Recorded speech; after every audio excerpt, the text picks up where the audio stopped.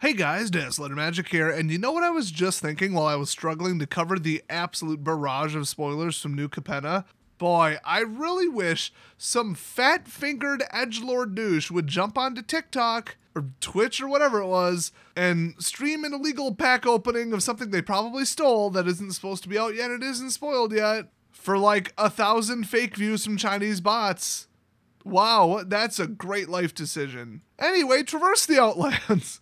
Okay, before I jump into it, there's an upcoming set. It's a Commander Legends set, and they're theming it on Baldur's Gate because I guess that kind of went over well. So it's going to be Commander Legends, Battle for Baldur's Gate, and we only know as of, I believe, March 25th. It looks like about, not counting the lands, like 7 cards from it. Well, add 53 to that list. So, yeah, let's just buzz through them. Probably not going to cover them all in one video, but yeah, this is absolutely wild. So first up, we got Traverse the Outlands foil.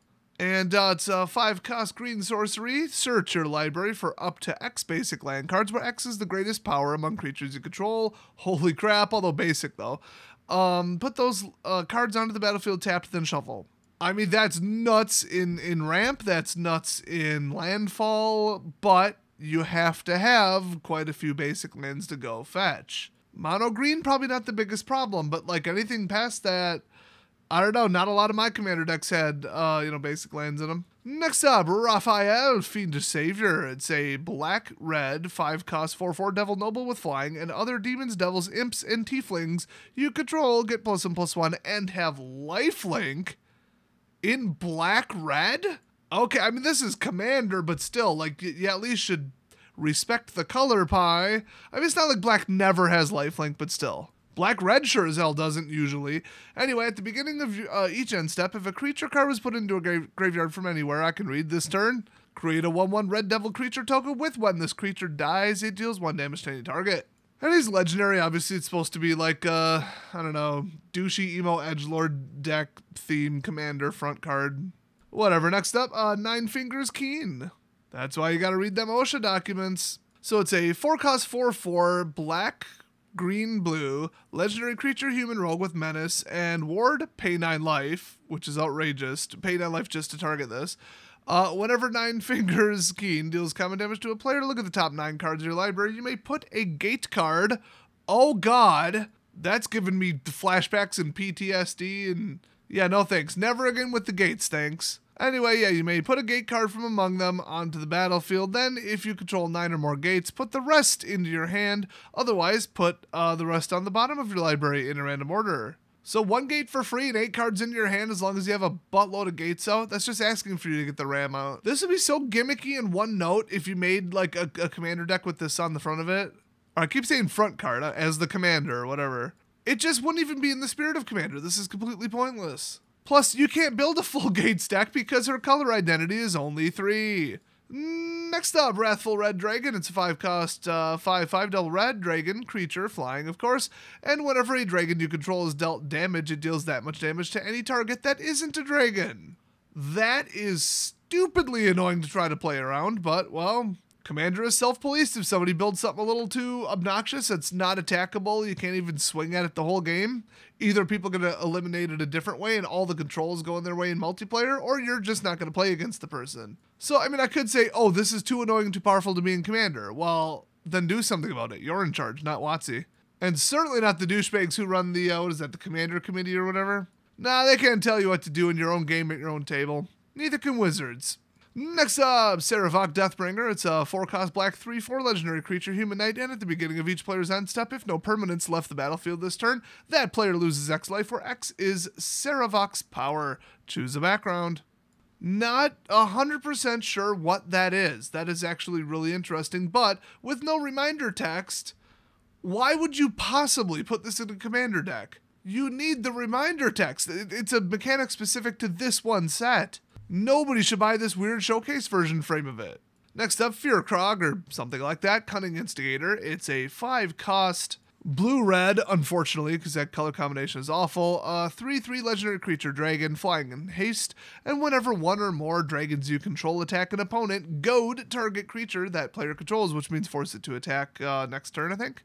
Whenever a creature deals combat damage to one of your opponents, if that creature had to attack this combat, had to attack. Okay, that's weird phrasing, but yeah, I guess. Should have just said was goaded, but I guess was goaded and actually successfully attacked. You put a 1/1 counter on this card and draw a card. Okay, I mean, not great, but they made it a mythic for some reason. It's kind of funny. I mean, he's only a 3/3 though, so like, what are you even ramming it into? You need another card to even make this work. Or equipment or an aura or something, but I mean, who knows what your deck does. Next up, Criminal Past. Just like the douchebag that streamed these. Let's see, it's a black legendary enchantment background. Oh, let me guess, you fetch it from outside the game. Oh, just kill me now. Anyway, commander creatures you own have menace, and this creature gets +X+0, where X is the number of creature cards in your graveyard. Holy crap. So self-mill and swing for 40 commander damage just right off the bat. What is it to kill them? 21, I think? That's pretty spicy. Next up, Nemesis Phoenix.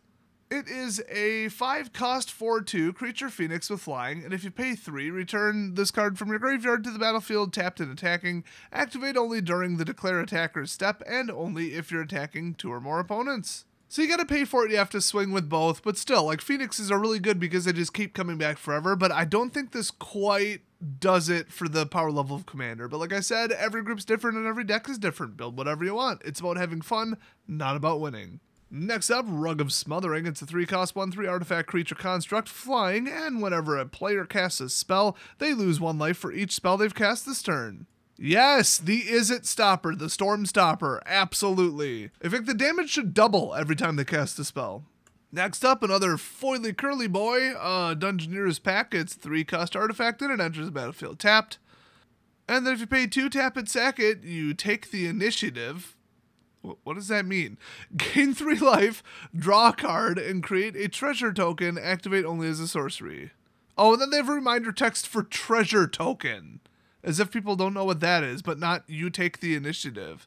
Is that just in there stylistically, or is that a real rule? Like, it would be almost like an unset if they put something in the official rules text that wasn't, like, serious or didn't do anything. But then again, look at the names of the spells in the D&D set, the last one, the standard one. They're awful. So who knows? Maybe we'll find out. Next up, Sturge. It's a 1-cost black 1/1 insect bat. Flying, the Sturge can't block, and it has something drain? Blood drain? Yeah. Pay 2, and then pay 1 life, sacrifice this card, draw a card. I think there are better cards than this in Eternal. I don't know. Like the one that's out right now. I mean, come on. Anyway, we've got Blur. It's a 3-cost blue instant, exile target creature you control, then return that card to the battlefield under its owner's control, and then draw a card. Yeah, flicker, but it's not recurring, so, you know, hey. Next up, Cliffgate. Ooh, it's a land, but it's a basic land, okay. Or not basic, it's a common card, good lord. I am really tired. Cliffgate enters battlefield, tapped as Cliffgate enters battlefield, choose a color other than red, and then tap, add red or 1 mana of the chosen color to your mana pool. Okay, so just like a weird fixer. I mean, it's 2+ color, I guess. Next up, Noble's Purse. Oh, that's kind of neat. 2-cost artifact, and Noble's Purse enters the battlefield tapped with 3 coin counters on it. And then you tap it, remove a coin counter from Noble's Purse, create a treasure. Oh, okay, just a little overtime treasure generator. That's actually kind of neat. Next up, Wiles Reversal. Oh, please tell me this is a redirect, although it's red. Well, I mean, they do like Fork Plus now. Anyway, it's a 3-cost red instant, rare. And in this set, that does actually mean something. Now remember, in the Commander deck, the rarity kind of implies the power and the legality and Pauper and Artisan, but you're still getting 1 of each card. It doesn't matter if it's a mythic or a common. In this set, you're opening actual boosters because it's, you know, a legend set. It just happens to be Eternal formats and Commander only. But Eternal formats include Paupers, so, you know, just saying. So, choose target spell or ability. With 1 or more targets, roll a d20 and add the greatest power among creatures you control. Oh, some more powerful creatures add to the die roll. Okay, now they're just turning this into a straight-up RPG. I actually, in the context of Commander, love this. So 1 through 14, okay, you may choose new targets for that spell or ability, and then 15 plus, which is really hard to get to. I mean, you're still below 50-50. You may choose new targets for that spell or ability, then copy it. You may choose new targets for the copy. Ooh. So spell or ability with 1 or more targets that you control, they control, doesn't matter, and then you do this. Holy crap. So it's redirect with redirect and fork. I actually didn't read that first. This is literally redirect plus fork plus. This is a crazy good card, and it looks like actually a lot of fun. So unfortunately, time's ticking here. I gotta go to work tomorrow, and I am just absolutely dead tired, and I still have to edit this, so hooray. But I'll hit the rest of them pretty hard tomorrow when I have a lot more time, so watch for that, because it only gets crazier from here. You guys know how these Eternal ones go. Thanks for watching, and I'll see you guys next time.